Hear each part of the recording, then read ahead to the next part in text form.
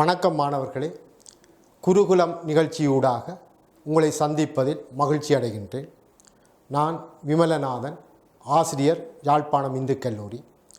இன்று நாங்கள் நிகழ்தகவு தொடர்பான விடயங்களை உங்களுடன் ஆராயலாம் என்று வந்திருக்கின்றேன்.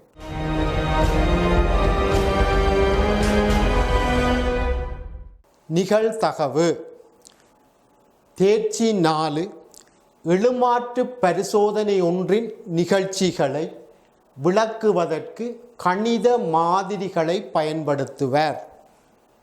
தேர்ச்சி மட்டம் 4.1 எழுமாற்று பரிசோதனை ஒன்றின் நிகழ்ச்சிகளை விளக்குவர். பாட வேளைகள் 4 கற்றல் பேறுகள் 1 எழுமாற்று பரிசோதனையை விளக்குவர். 2 மாதிரி வெளி, மாதிரி புள்ளி என்பவற்றை வரையறுப்பர். நிகழ்ச்சியை வரையறுப்பர். இது 3.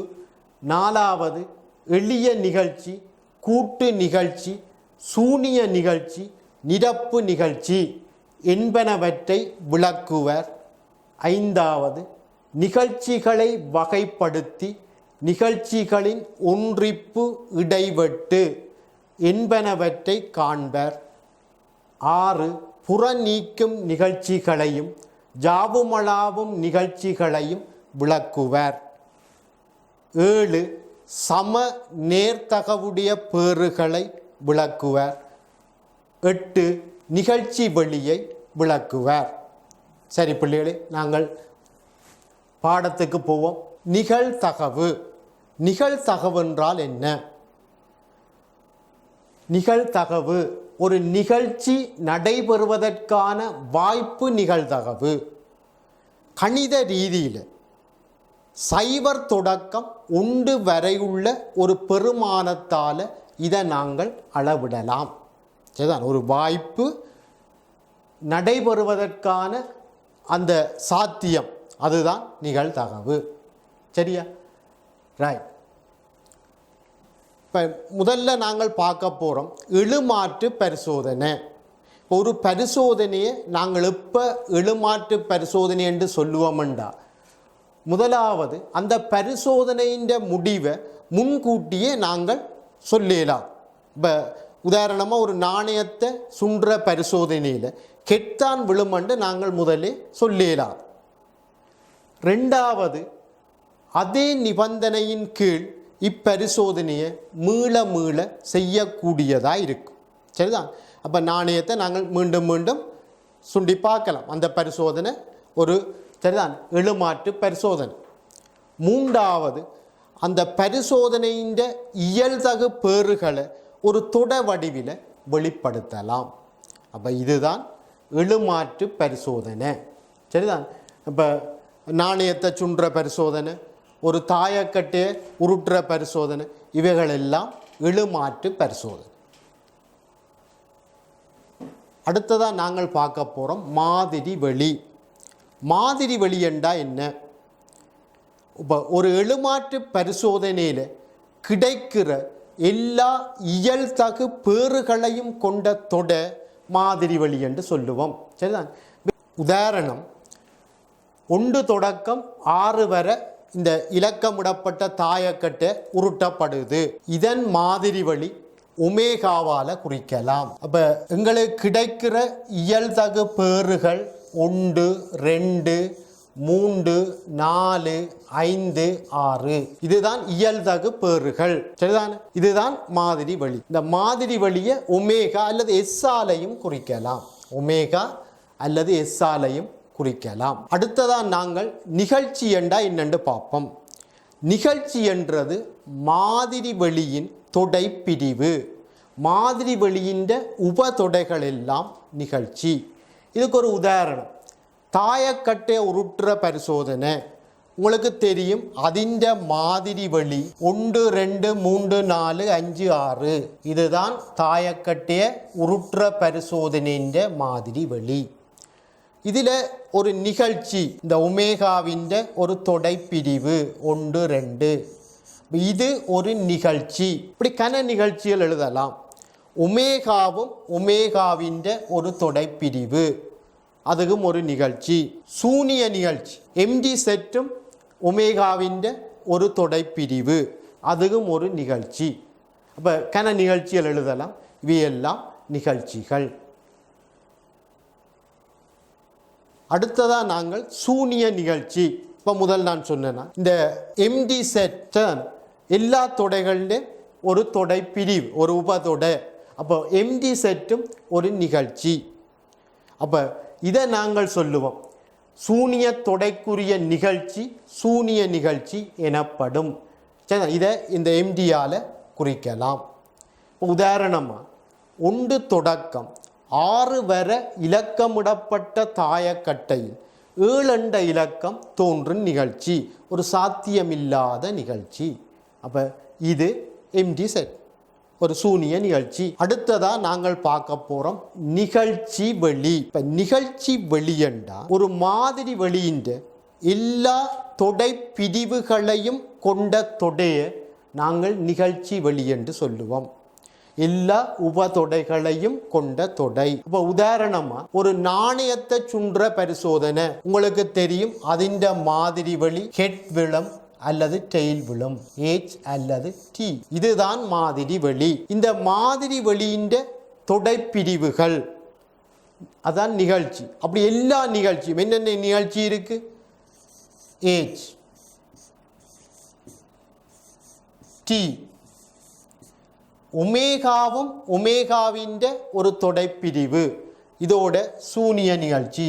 அப்போ இந்த மாதிரி வெளியில் இருக்கிற நிகழ்ச்சிகள் இவ்வளவுதான். இவ்வளவு நிகழ்ச்சிகளையும் கொண்ட தொடையை சொல்கிறது நிகழ்ச்சி வெளி.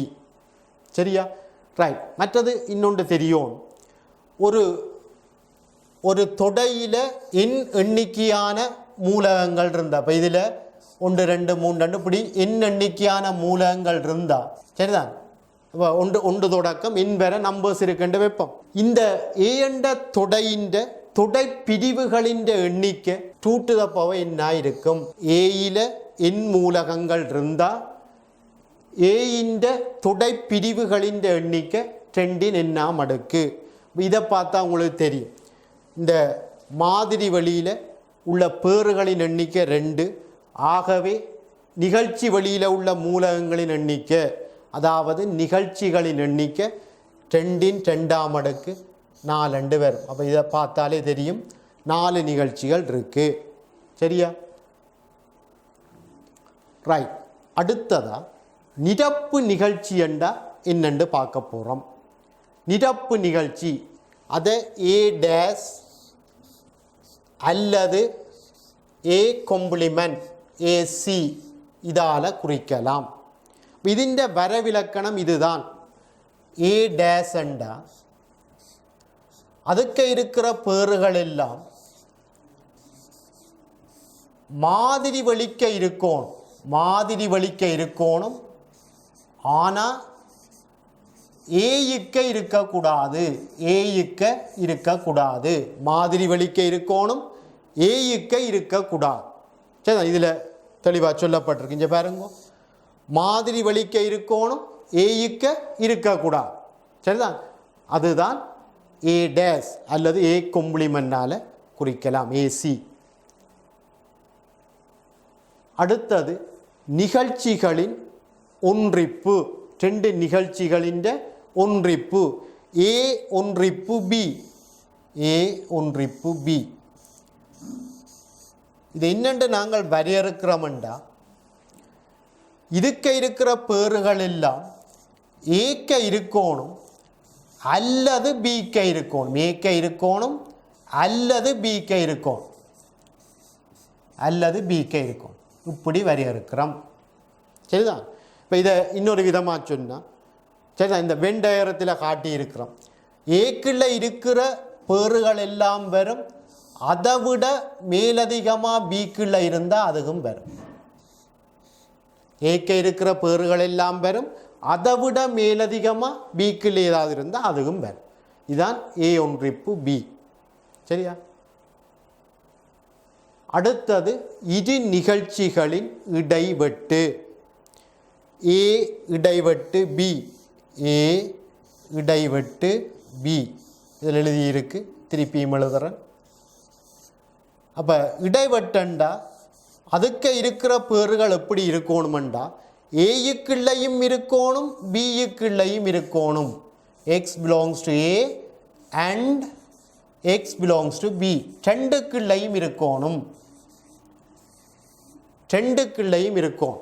சரிதான், ரைட். அப்போ உங்களுக்கு தெரியும் இந்த ரெண்டு வட்டங்களும் சந்திக்கிற இதுதான் ஏ இடைவெட்டு பி. அடுத்தது இரு நிகழ்ச்சிகளின் வித்தியாசம் ஏ மைனஸ் பி, ஏ மைனஸ் பி. அப்போ இதுக்கு இருக்கிற பேர்கள் எப்படி இருக்குமெண்டா ஏயுக்கு இருக்கணும் பியுக்குள்ள இருக்கக்கூடாது, ஏயுக்குள்ள இருக்கணும் பியுக்குள்ள இருக்கக்கூடாது.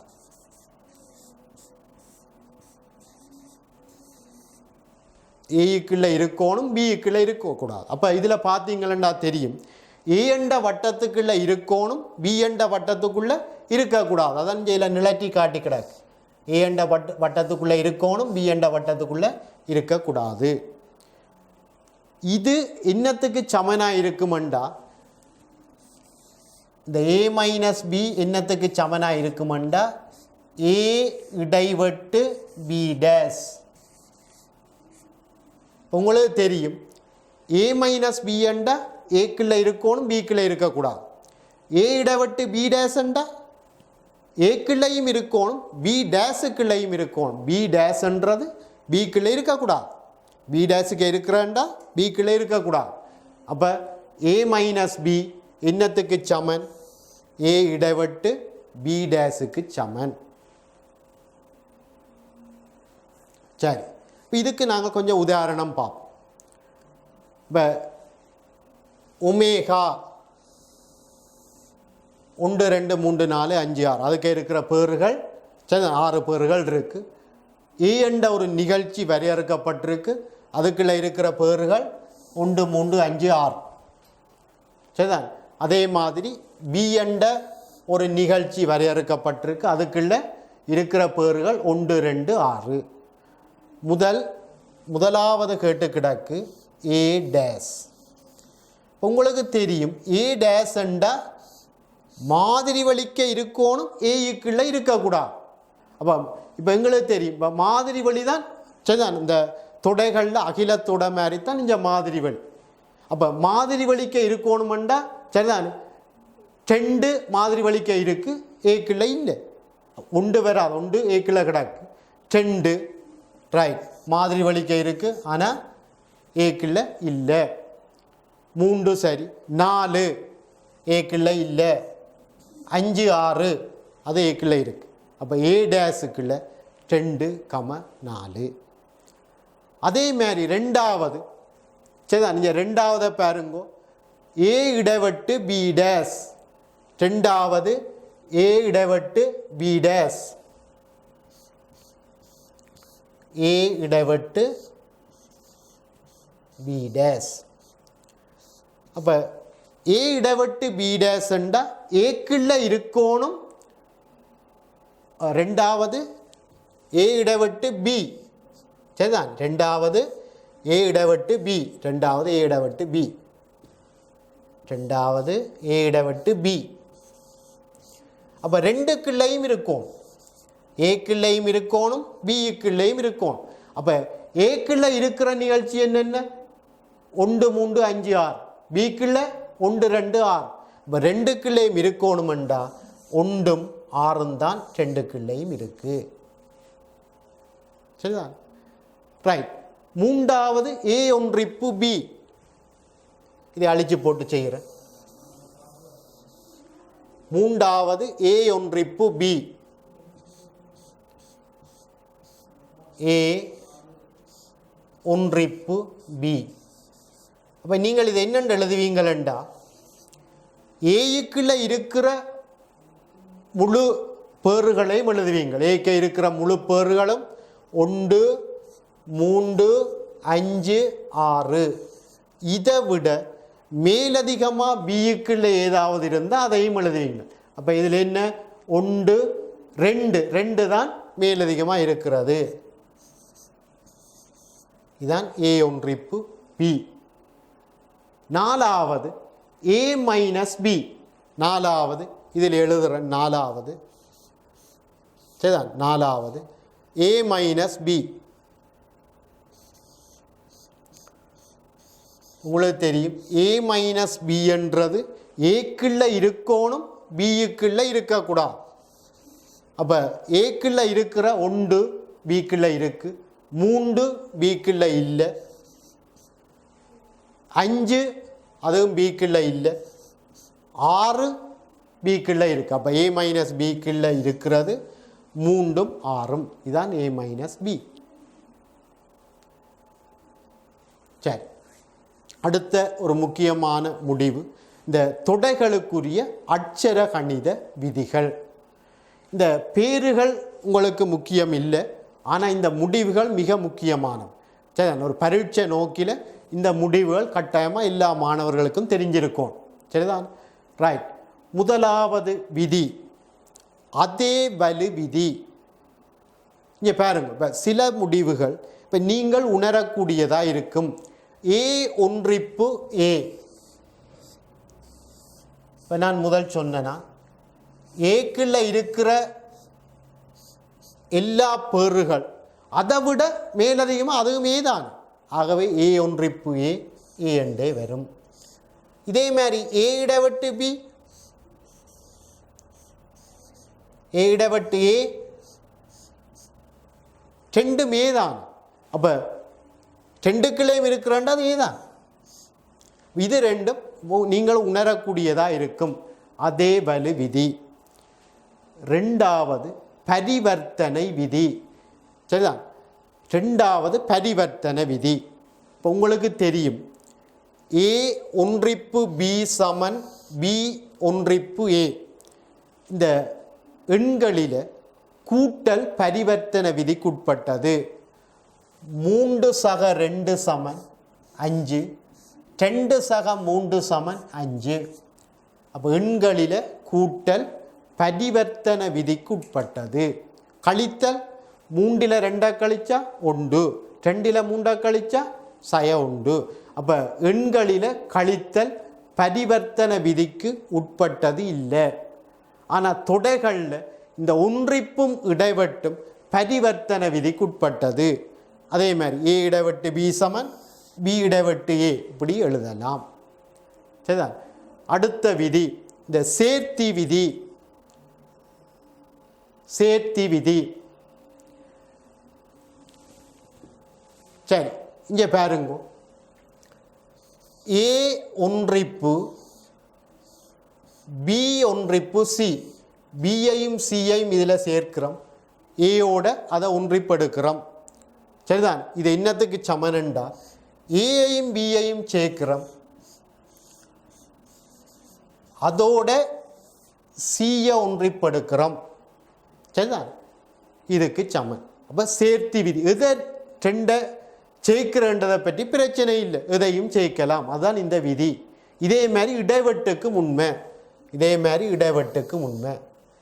இப்போ உங்களுக்கு தெரியும் எண்களில் பிரித்தல் இந்த சேர்த்தி விதிக்குட்பட்டதா? இந்த மேலே இருக்கு. எண்களில் பிரித்தல் இந்த சேர்த்தி விதிக்குட்பட்டதா? சரி, ஒருக்கா பார்ப்போம். அது பிரித்தல் சேர்த்தி விதிக்குட்பட்டதாண்டு நாங்கள் ஒருக்கா பார்ப்போம். எண்களில் பிரித்தல் சேர்த்தி விதிக்குட்பட்டதா? 4 அரண 2. இதை 2ஆல் பிரிப்போம். என்ன விடவர்? 4 2ஆல் விரிச்சா 2, பேந்து 2 2ஆல் விரிச்சா 1. அப்போ இந்த 4ஐயும் 2ஐயும் முதல்ல சேர்த்திருக்கிறோம். அப்போ எங்களுக்கு விட 1 வருது. அப்போ இதே மாதிரி மற்றதை சேர்த்தா என்ன வரும்? இங்கே பாருங்க, இதில் எழுதுகிறேன். 4 அரணை 2 அரணை 2, 4 அரணை 2 2ஆல் விரிச்சா 1, 4 1ஆல் விரிச்சா 4. எங்களுக்கு தெரியுது ரெண்டும் வேற வேற விட. அப்போ எண்களில் பிரித்தல் சேர்த்து விதிக்கு உட்பட்டது இல்லை. சரிதான். அடுத்தது பரம்பல் விதி. சரிதான். இந்த ஏ இடைவெட்டு B1 C, இந்த பிராக்கெட் B1 Cக்கு போட்டு கிடக்கு. இது என்ன மாதிரி பரம்புதண்டா, ஏ இடைவெட்டு B ஒன்றிப்பு ஏ இடைவெட்டு C. இதே மாதிரி இதில் ஒன்றிப்பும் இதில் இடைவெட்டும் வருது. அப்போ என்ன மாதிரி பரம்பும்?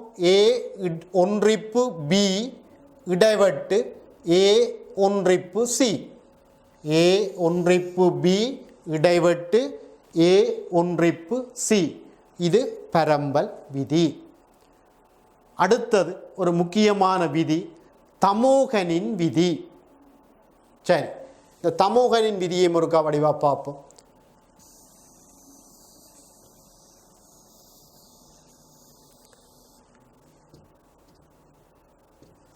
சரி, இப்போ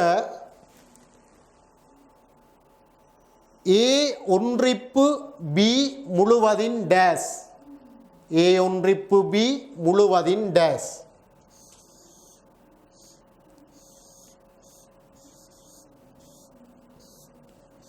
சரி, என்ன நடக்குமெண்டா, இந்த ஏக்கு டேஸ் வரும், இந்த ஒன்றிப்பு இடைவெட்டா மாறும், பிக்கு டேஸ் வரும். சரிதான். அப்போ இந்த முடிவு சரிதான் டிமோகன்ஸ் லோ. சரிதான், தமோகனின் விதி. இதே மாதிரி இந்த இடைவெட்டுக்கும் எழுதலாம். இதில் மேலே எழுதுறோம், இங்கே பாருங்க. ஏ இடைவெட்டு B முழுவதின் டேஸ், ஏக்கு டேஸ் வரும், இந்த இடைவெட்டு ஒன்றிப்பா மாறும், பிக்கு டேஸ் வரும். சரிதான். அப்போ இது தமோகனின் விதி. இது நடுக பரீட்சையில் இது நடுக பயன்படுத்த வேண்டி வாரம். சரிதான். அடுத்தது நிரப்பு விதி. இது ஓரளவு நீங்கள் உணரக்கூடியதாக இருக்கும். இந்த முடிவுகள் ஓரளவு உணரக்கூடியதாக இருக்கும். ஏ ஒன்றிப்பு ஏ டேஸ், ஏக்க இருக்கிறதும் பெறும், அதை விட ஏ டேஸுக்குள்ளே இருக்கிறது ஏண்டா ஏக்க இல்லாதும் பெறும் ஏண்டா முழுமையாக வந்துட்டுது. அப்போ அது அகிலத்தொடைக்கு சமனாக இருக்கும். ஏ இடைவெட்டு ஏ டேஸ், ஏக்குள்ளையும் இருக்கணும், ஏ டேஸுக்குள்ளையும் இருக்கணும். உங்களுக்கு தெரியும் ஏ டேஸ்ண்டா ஏக்குள்ளே இல்லாத. அப்போ ஏக்குள்ளே இருக்கணும், ஏக்குள்ளே இல்லாமலும் இருக்கணும்ண்டா அப்படி ஒரு மூலகம் இருக்க இயலாது. அப்போ அது எம்டி செட்டாக இருக்கும். சரிதான், சூனியத்தொடையாக இருக்கும். அகிலத்தொடைக்கு டேஸ் எடுத்தால் சூனியத்தொடை வரும், சூனியத்தொடைக்கு டேஸ் நிரப்பி எடுத்தால் அகிலத்தொடையாக வரும். சரிதான். அடுத்தது சர்வ சமன்பாட்டு விதி, இந்த 7வது விதி சர்வ சமன்பாட்டு விதி. இதுவும் நீங்கள் உணரக்கூடியதாக இருக்கும். ஏ இடைவெட்டு U அகிலத்தொடை தான். சரிதான், பெரிய தொடை, அதிண்ட தொடை பிரிவுகள் தான் மற்றதெல்லாம். அப்போ ஏ வந்து யூவின் ஒரு உபதொடை. அப்போ ஏ இடைவெட்டு U அண்டா என்ன வரும்? ஏ என்று வரும். ஏன்? சரிதான், ஏக்க இருக்கிற எல்லா பெறுகளும் அல்ல எல்லா மூலகங்களும் யூவுக்குள்ளேயும் இருக்கும். ஏ ஒன்றிப்பு எம்டி, இந்த சூனியத்தொடையண்ட அதுக்குள்ள ஒரு மூலகமும் இல்லை. ஆகவே ஏக்குள்ள இருக்கிறதும் வரும், அதை விட மேலதிகமாக எம்ஜி செட்டுக்குள்ளே இருக்கிறது, அதுக்குள்ள ஒரு மூலகம் இல்லாதபடியா அது ஏ என்று வரும். 8வது, இதுவும் ஓரளவு நீங்கள் உணரக்கூடியதாக இருக்கும். ஏ ஒன்றிப்பு U ஏக்குள்ள இருக்கிறதும் வரும், அதை விட மேலதிகமாக ஜூக்குள்ளே இருக்கிறது. உங்களுக்கு தெரியும் U தான் யூனிவர்சல் செட். சரிதான், எல்லா தொடைகளும் அதிண்ட தொடை பிரிவு. ஆகவே சரிதான் ஏ ஒன்றிப்பு U ஜூவாக இருக்கும். ஏ இடைவெட்டு MD எம்டி என்றது உங்களுக்கு தெரியும், அதுக்குள்ள ஒரு மூலகமும் இல்லை. அப்போ இடைவெட்டு எடுத்தால் எம்டி என்று வரும். சரி, இந்த முடிவுகள் மிக முக்கியமானவை. இந்த பேர்கள் தெரியாடும் பிரச்சனை இல்லை, முடிவுகள் எல்லாருக்கும் தெரிஞ்சிருக்கும். சரியா? ரைட். அடுத்தது தம்முள் புற நீக்கும் நிகழ்ச்சிகள். சரியா? ரைட். இப்போ ஏகம பி என்றது மாதிரி வழி ஒமேகாவின் 2 நிகழ்ச்சிகள். ஏ இடைவெட்டு பி சூனிய நிகழ்ச்சியாக இருந்தால் நாங்கள் சொல்லுவோம் இந்த ஏயும் பியும் தம்முள் புற நீக்கும் நிகழ்ச்சிகள். தம்முள் புற நீக்கும் நிகழ்ச்சிகள் இது முக்கியமான. சரி, அப்போ இந்த வரவிலக்கணம் கூட எக்ஸாம்களில் கேட்குறது. அப்போ ஏ இடைவெட்டு பி சூனிய நிகழ்ச்சியாக இருந்தால் ஏயும் பியும் தம்முள் புற நீக்கும் நிகழ்ச்சிகள். சரியா? ரைட். அடுத்தது ஜாவுமளாவிய நிகழ்ச்சிகள். இப்போ ஏபி மாதிரி வழியில் 2 நிகழ்ச்சிகள் ஒன்றிப்படுத்த மாதிரி வழி வந்தால் நாங்கள் ஏயையும் பியையும் ஒன்றிப்படுத்த மாதிரி வழி வந்தால் நாங்கள் சொல்லுவோம் ஏயும் பியும் இந்த மாதிரி வழி ஒமேகாவின் ஜாவுமளாவிய நிகழ்ச்சிகள். சரிதான்? இடைவெட்டு இருக்கலாம், இல்லாமல் விடலாம், அதை பற்றி பிரச்சனை. ஏ இடைவெட்டு பி எம்டியாக இருக்கலாம் அல்லது எம்டி இல்லாமலும் இருக்கலாம். ஒன்றிப்படுத்த மாதிரி வழியண்டா நாங்கள் சொல்லுவோம் ஏ ஒன்றிப்பு பி எம்டியா ஒமேகாவாக இருந்தால் ஏயும் பியும் இந்த மாதிரி வழி ஒமேகாவின் ஜாவுமளாவிய நிகழ்ச்சிகள். சரியா? ரைட். இப்போ இதுக்கு ஒரு உதாரணம் பார்ப்போம். இந்த ஒமேகா தந்திருக்கு. சரிதான்? அதுக்குள்ளே இருக்கிற பேறுகள் 1 2 3 4 5 6. ஏ என்ற நிகழ்ச்சி 1 2, பி என்ற நிகழ்ச்சி அதுக்கு இருக்கிற பேறுகள் 1 3 4 5 6. சி தந்திருக்கு 4 5. சரியா? இந்த ஏயும் சியும் தம்முள் புற நீக்கும் நிகழ்ச்சிகளாகும். சரிதான்? ஏ இடைவெட்டு சியை பார்ப்போம். ஏ இடைவெட்டு சி ரெண்டுக்கும் பொதுவாக ஏதாவது மூலகங்கள் இருக்கா? இல்லை, அதுக்கு 1 2 இங்கே 4 5. அப்போ எம்டி. ஆகவே நாங்கள் சொல்லலாம் ஏயும் சியும் தம்முள் புற நீக்கும் நிகழ்ச்சிகள். சரியா? அது ஓகே.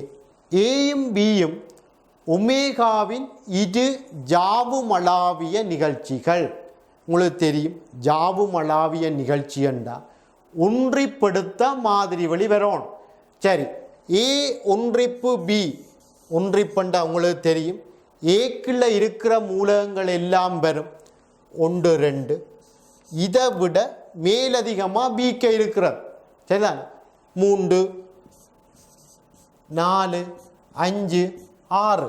அப்போ இது ஒமேகா. ஆகவே சரிதான், ஏ ஒன்றிப்பு பி ஒமேகாண்டபடியாக ஏயும் பியும் ஒமேகாவின் இரு ஜாவுமளாவிய நிகழ்ச்சிகள். இந்த ஏ ஒன்றிப்பு பி ஒன்றிப்பு சி எடுத்தால் என்ன நடக்கும்? ஏ ஒன்றிப்பு பி ஒன்றிப்பு சி எடுத்தால் அதுவும் ஒமேகாவாக இருக்கும். சரிதான்? அப்போ 3 நிகழ்ச்சிகளையும் நாங்கள் சொல்லலாம். ஏ பி சி இந்த 3ம் சரி மாதிரி வழி ஒமேகாவின் ஜாவுமளாவிய நிகழ்ச்சிகள். சரியா? சரி, அடுத்ததாக நாங்கள் பார்க்க போகிற விடயம் சம நேர்த்தகவுடைய பேறுகள். இப்போ ஒரு எழுமாற்று பரிசோதனையில் இருக்கிற பேறு சரிதான். அப்போ அந்த பேறுகள் ஒவ்வொன்றுக்குமான வாய்ப்புகள் சமமாக இருந்தால் அந்த பேறுகளை சொல்லுவோம் சம நேர்த்தகவுடைய பேறுகள். எங்களுக்கு தெரியும் ஒரு தாயக்கட்டையை உருட்டுற பரிசோதனையில் சரிதான் அந்த ஒவ்வொரு இலக்கம் தோன்றதுக்கான வாய்ப்புகள் சமனாக இருக்கும். அப்படியான பேறுகள் சம நேர்த்தகவுடைய பேறுகள். சரியா? ரைட். நிகழ்தகவின் பண்டைய வரவிலக்கணம். இப்போ ஒரு எழுமாற்று பரிசோதனையின் ஒரு மாதிரி வழி இருக்குது. சரிதான். அந்த மாதிரி வழியில் இருக்கிற பேறுகள் எப்படிப்பட்ட பேறுகளாக இருக்கணுமா இருந்தால் ஒன்றை ஒன்று புறநீக்கம் செய்கின்றதும் சம நேர்த்தகவுடையதுமான, ஒன்றை ஒன்று புறநீக்கம் செய்கின்றதும் சம நேர்த்தகவுடையதுமான சிமோலெம் எண்ணிக்கையான பேறுகளை கொண்ட மாதிரி வழி. அப்போ மாதிரி வழியில் இருக்கிற பேறுகளின் எண்ணிக்கை எம். அப்போ இந்த பேறுகள் மிக முக்கியமானது. இந்த பேறுகள் சம நேர்த்தகவுடையதாக இருக்கும். எல்லாத்துக்கும் சம வாய்ப்பாக இருக்கணும். என்ற ஒரு நிகழ்ச்சி இருக்குது. அதில் இருக்கிற பேறுகளின் எண்ணிக்கை என்ன இருந்தால் ஏன்ற நிகழ்தவு அதை பிஏயால் குறிப்போம். ஏன்ற நிகழ்தவு என்னென்று வரையறுக்கப்படுதுண்டா என் ஏயின் கீழ் என் ஒமேகா இப்படி வரையறுக்கப்பட்டிருக்கு. இது இந்த வரைவிலக்கணத்துக்கு மிக முக்கியமானது சம நேர்த்தகவுடைய பேராக இருக்கணும். இப்போ உதாரணமாக ஒரு தாயக்கட்டையில் சரிதான் உண்டண்ட இலக்கம் 2 இடத்துல இருக்குது. அப்போ இப்போ நாங்கள் அந்த தாயக்கட்டையை உருட்டினா சரிதான் உண்டண்ட இலக்கம் தோன்றதுக்கான வாய்ப்பும் 2 இலக்கம் தோன்றதுக்கான வாய்ப்பும் சம அளவில் இருக்காது. அப்போ அப்படியான ஒரு பரிசோதனையில் சரிதான் இந்த வரைவிலக்கணம் பொருந்தாது. சரிதான். மிக முக்கியமான சம நேர்த்தகவுடைய பேறுகளாக இருக்கணும். இதுக்கு ஒரு உதாரணம் பார்ப்போம். கோடாத 3 நாணயங்கள் ஒருமித்து எறியப்படுகின்றன. சரிதான். ரைட். முதல்ல நாங்கள் மாதிரி வெளியெழுதுவோம். இப்போ 3 நாணயங்கள் எறியப்பட்டால் என்னென்ன கிடைக்கும்? 3 நாணயங்கள்லையும் சரிதான் ஹெட் கிடைக்கலாம். அல்லது சரிதான் இந்த உதாரணமாக நாணயத்தை நாங்கள் ஏபிசி என்று போட்டோம்டா ஏயிலையும் பியிலையும் ஹெட் கிடைக்கலாம், சியில் டெயில் கிடைக்கலாம். அப்படி மாறலாம். ஏயில் டெயில், பியிலையும் சியிலையும் ஹெட், இப்படி சரிதான் 3 வரும். சரிதான் 2 ஹெட்டும் 1 டெயில். அதேமாதிரி 1 ஹெட்டும் 2 டெயிலும் அப்படியும் 3 வரும். 3 நாணயங்கள்லையும் டெயில் கிடைக்கலாம். அப்போ மாதிரி வழி அதில் இருக்கிற பேறுகளின் எண்ணிக்கை 8. நான் என்ற நிகழ்ச்சியை வரையறுக்கிறேன். இரு தலை பெறுதல். என்ற நிகழ்ச்சியை வரையறுக்கிறேன். இரு தலை பெறுதல். சரிதான். அப்போ இந்த பரிசோதனை இதில் இருக்கிற பேறுகள் எல்லாம் சரிதானே சம நேர்த்தகவுடைய பேறுகள். ஆகவே நாங்கள் சரிதான் ஏன்ற நிகழ்வு காண்றதுக்கு என்ன செய்யலாம்?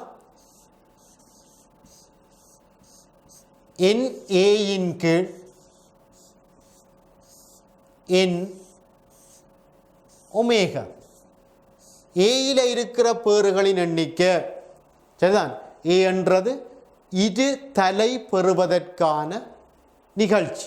அப்போ இரு தலை பெறுதல்ண்டா அதற்கான 3 பேறுகள் வரும். அப்போ ஏயில் இருக்கிற பேறுகளின் எண்ணிக்கை 3, மாதிரி வழிக்குள்ள இருக்கிற பேறுகளின் எண்ணிக்கை 8.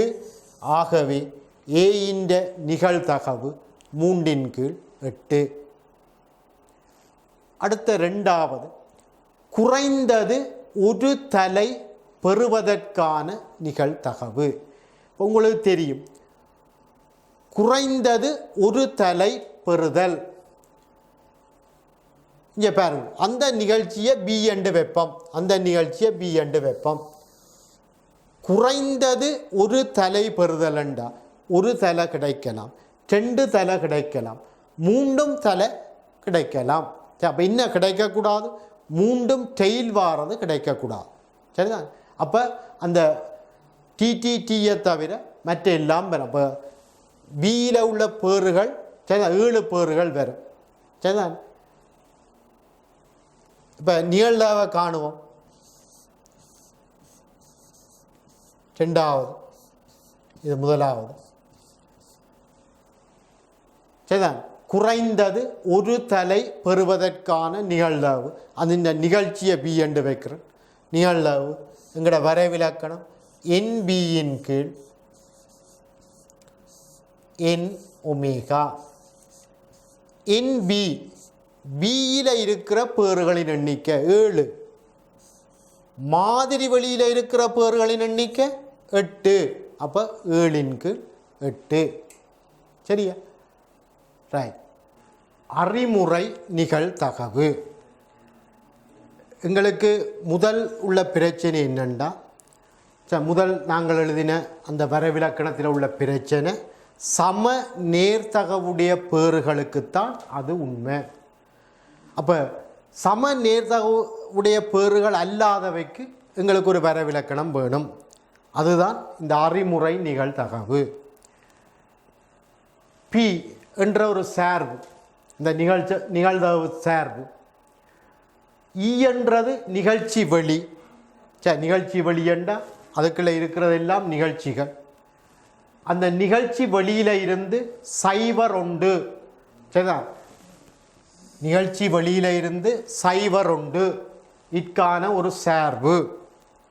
அந்த சார்பு இந்த 3 நிபந்தனைகளையும் திருப்தி செய்யும். முதலாவது,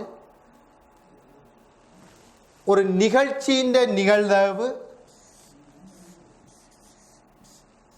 சைவரை விட பெரிது அல்லது சமனா இருக்கும். இது முதலாவது. இரண்டாவது, மாதிரி வெளியும் ஒரு நிகழ்ச்சி, மாதிரி வெளியின் நிகழ்தகவு உண்டு.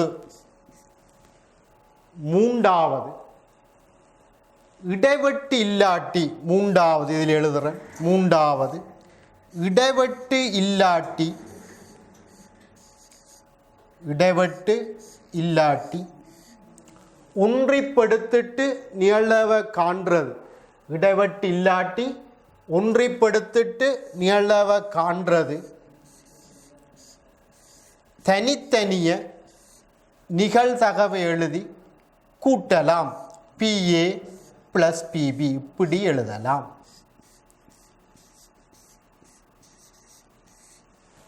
அப்போ இடைவெட்டு இல்லாட்டி பிஏ ஒன்றிப்பு பி சமன் பிஏ சக பிபி என்று எழுதலாம். இந்த 3 முடிவுகளும் வெளிப்பட உண்மைகள். சரிதா? இந்த 3 முடிவுகளையும் பாவித்து நாங்கள் இனி அங்கால தேற்றங்களை நிறுவப் போகிறோம். முதலாவது முடிவு ஏதாவது சமநிலை தொடர்புகள் தொடர்பாக அதை பாவிப்போம். ரெண்டாவது சரிதான், பி ஒமேகாண்டு வந்தால் ஒன்றை போடுவோம். அப்போ இந்த 3வது முடிவு தான் பெரும்பாலான எல்லா தேற்றங்களையும் நிறுவுவதற்கு பயன்படுத்த போகிறோம்.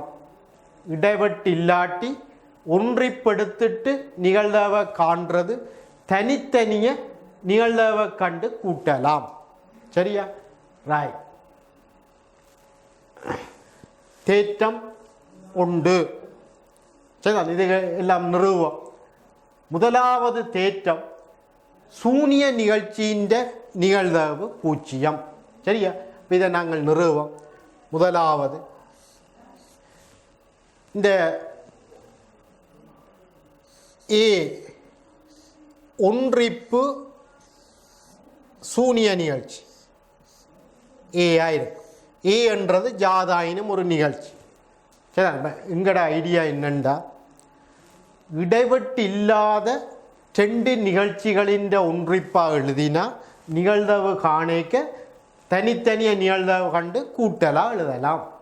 சரி, 2 பக்கம் நிகழ்தகவு எடுப்போம்.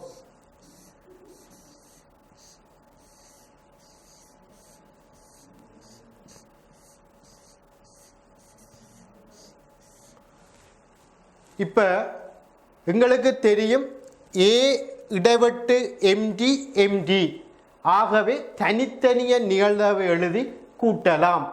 சரி, அதைத்தான் செய்ய போகிறோம். அப்போ தனித்தனிய நிகழ்தகவை எழுதி கூட்டலாம். அப்போ பிஏ சக பிஎம்டி,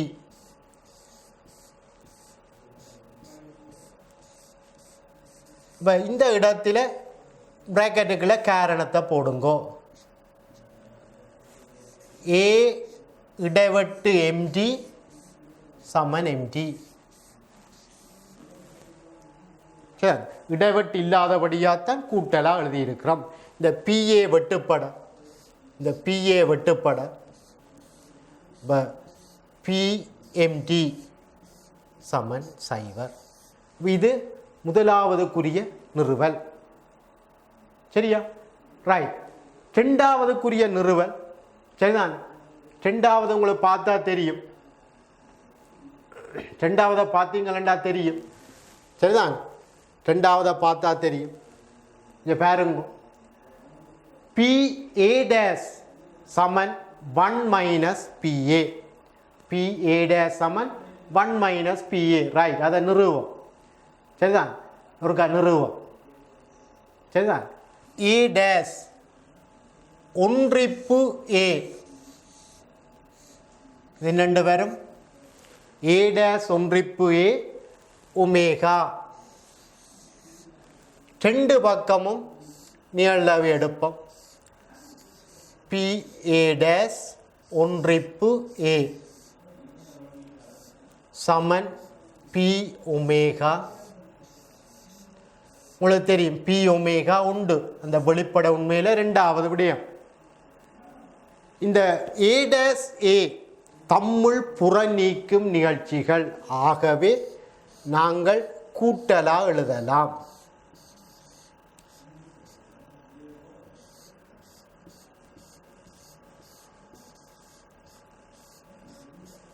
இதில் பிராக்கெட்டுக்குள்ள காரணத்தை போடுங்க. ஏ இடைவெட்டு ஏ டேஸ் எம்டி. அப்போ இடைவெட்டு இல்லாதபடியாக கூட்டலாக இருக்கிறோம். ஆகவே PA டேஸ் சமன்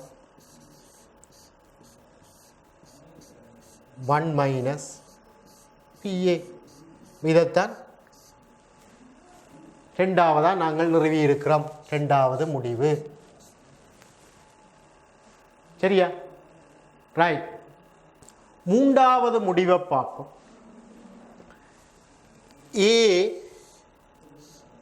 பியின் தொடப்பிரிவாயிருந்தா, ஏ பியின் தொடப்பிரிவாயிருந்தா ஏயின் நிகழ்தகவு பியின் நிகழ்தகவை விட சிறிது அல்லது சமன்.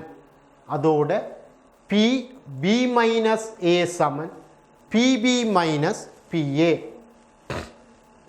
சரி, இங்கே பாருங்க, ஒரு வென் டயக்ராத்தில் இதை கிரி காட்டுறேன்.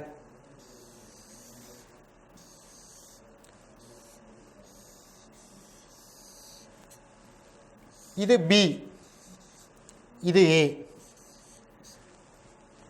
பி மைனஸ் ஏ என்றது இது, இது பி மைனஸ் ஏ, இது ஏ. அப்ப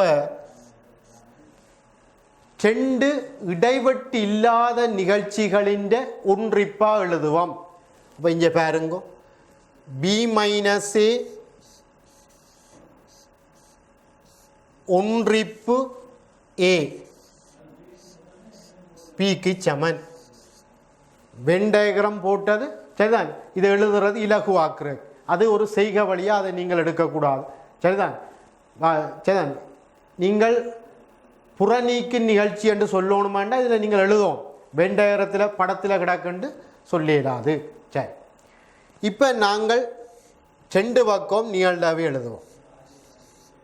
ரெண்டு பக்கம் நிகழ்ந்தாவே எழுதுவோம்.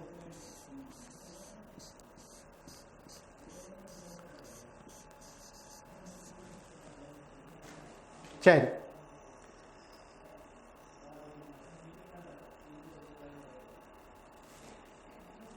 இடைவெட்டு இல்லாட்டி நீங்கள் கூட்டலா எழுதலாம். இதில் இடைவெட்டு இல்லாதபடியா நீங்கள் கூட்டலா எழுதலாம்.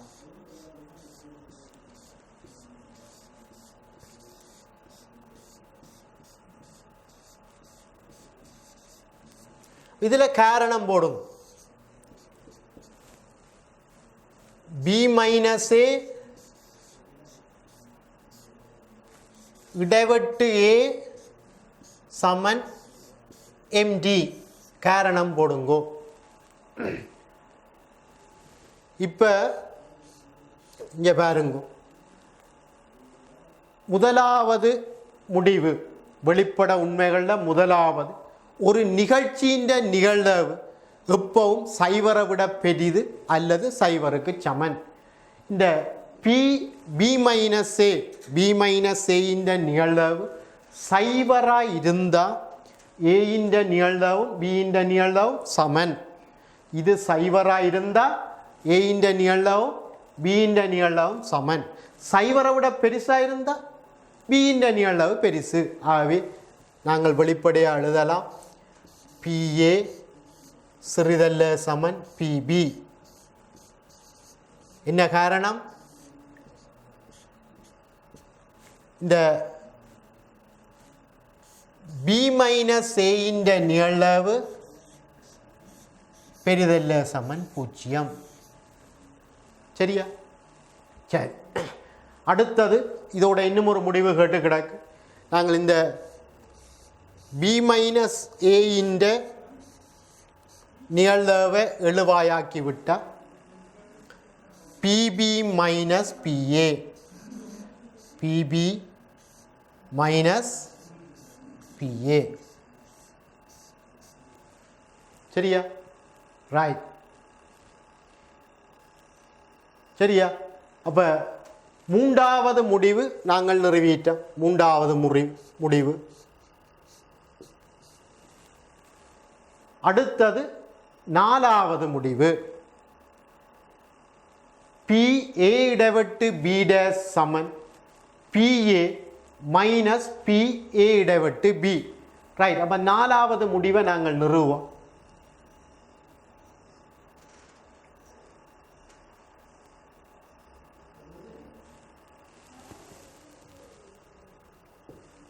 இப்போ நாலாவது முடிவு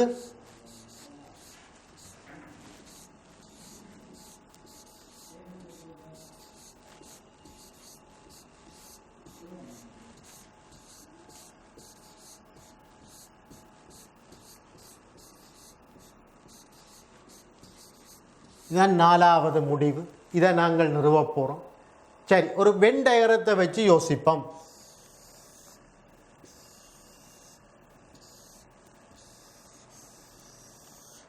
இது ஏ,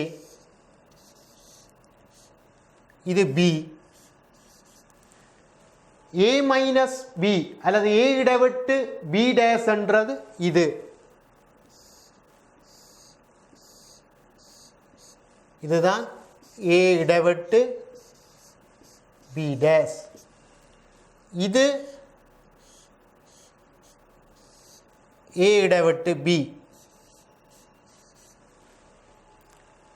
இப்போ ஏ என்ற நிகழ்ச்சியை இடைவெட்டு இல்லாத ரெண்டு நிகழ்ச்சிகளின் ஒன்றிப்பாக எழுதுவோம். இப்போ நான் ஏ என்ற நிகழ்ச்சியை இடைவெட்டு இல்லாத ரெண்டு நிகழ்ச்சிகளின் ஒன்றிப்பாக எழுத போகிறேன். ஒன்று ஏ இடைவெட்டு பி டேஸ், மற்றது ஏ இடைவெட்டு பி.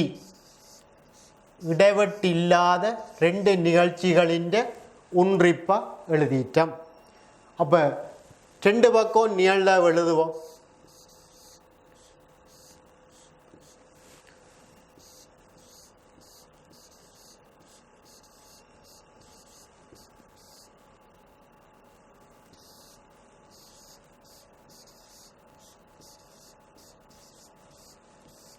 சரி, இங்கே பாருங்க பிள்ளைகள், இடைவெட்டு இல்லாட்டி நாங்கள் தனித்தனிய நிகழ்தகவை எழுதி கூட்டலாக எழுதலாம். அப்போ இதின் நிகழ்வு சக இதின் நிகழ்வு. இப்போ முக்கியம் பிள்ளைகளே காரணம் போடணும். காரணத்துக்கு மார்க்ஸ் இருக்கு. வென் டயக்ராத்தில் இருக்குன்னு சொல்லி போட்டு விடையலாம். ஏனெண்டா இந்த வென் டயக்ராம் ஒரு பொதுவானது இல்லை. சரிதான்? இப்போ இந்த முடிவு பொதுவானது. ஏயும் பியும் இடைவெட்டு இல்லாட்டிலும் இந்த முடிவு உண்மை. ஆகவே வென் டயக்ராத்தில் கிடக்கு. ஆகவே காரணம் எழுத தேவையில்லை என்று சொல்ல முடியாது. ரைட். அப்போ காரணம் கட்டாயமாக எழுதணும்.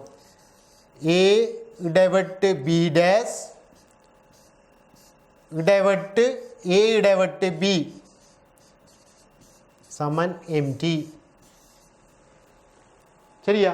அப்போ இதில் இருந்து நீங்கள் A இடைவெட்டு B dash எழுவாயாக்கினீங்கள் என்றால் இதில் இருந்து P A இடைவெட்டு B dash எழுவாயாக்கின PA minus PA இடைவெட்டு B. இதுதான் உங்களோட மூன்றாவது முடிவு. சரியா? ரைட். அடுத்ததான் நாங்கள் இந்த நாலாவது முடிவை நிறுவுவோம். சரி, நாலாவது முடிவை நாங்கள் நிறுவுவோம்.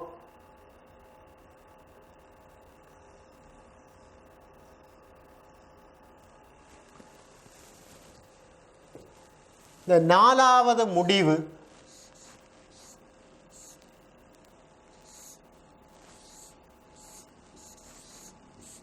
PA ஒன்றிப்பு B சமன் PA சக PB சய PA இடைவெட்டு B. சரி, இப்போ இந்த நாலாவது முடிவை நிறுவ போகிறோம். இந்த சரிதான், ஒரு வென் டயரத்தை வச்சு யோசிப்போம்.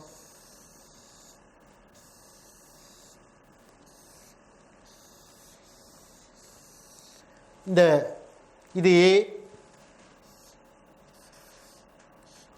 இது B. A ஒன்றிப்பு B இடைவெட்டு இல்லாத ரெண்டு நிகழ்ச்சிகளின் ஒன்றிப்பா எழுத போறேன். இங்க பாருங்க,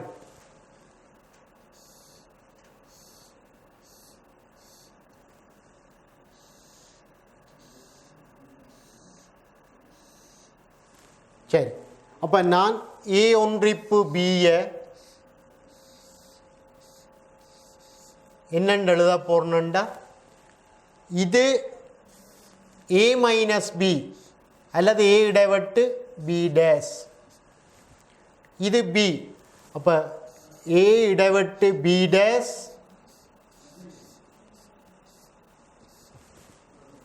ஒன்றிப்பு B. சரிதா? ரெண்டு பக்கம் நிகழ்வு எடுப்போம்.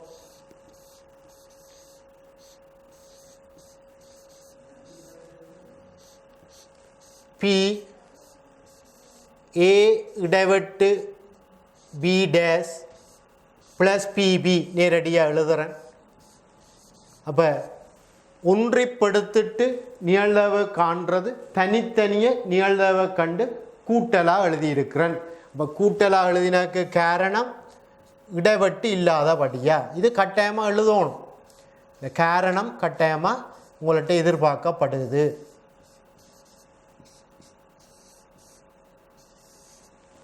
இந்த காரணம் உங்கள்கிட்ட எதிர்பார்க்கப்படும். சரியா? ரைட். இப்போ உங்களுக்கு தெரியும், இந்த மூன்றில் இருந்து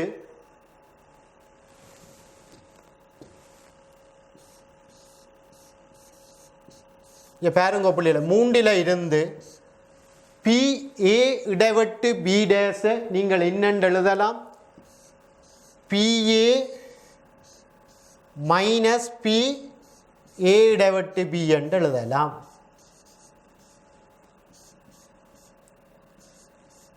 சரிதான்?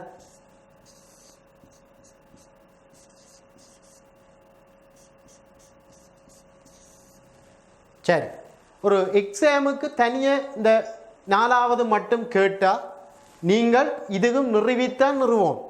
சரிதான்? இப்போ இதில் நான் முதல் நிறுவினபடியாக அதை நேர எழுதுகிறேன். அப்போ உங்களுக்கு சரிதான், PA ஒன்றிப்பு B என்னத்துக்கு சமன் PA சக PB சய PA இடைவெட்டு B. சரியா? ரைட். அப்போ இந்த முடிவுகள் எக்ஸாம் வியூவில் மிக முக்கியமாக இதை பாவித்து செய்கிறதுக்கு ஒவ்வொரு ஆண்டும் கேள்விகள் வாரது. இது கவனமாக இருக்கணும் பிள்ளைகள். சரி, இந்த முடிவு பாடமாக இருக்கணும், உங்களுக்கு நிறுவவும் தெரியணும். சரியா? சரியா? ரைட். நன்றி பிள்ளைகளே.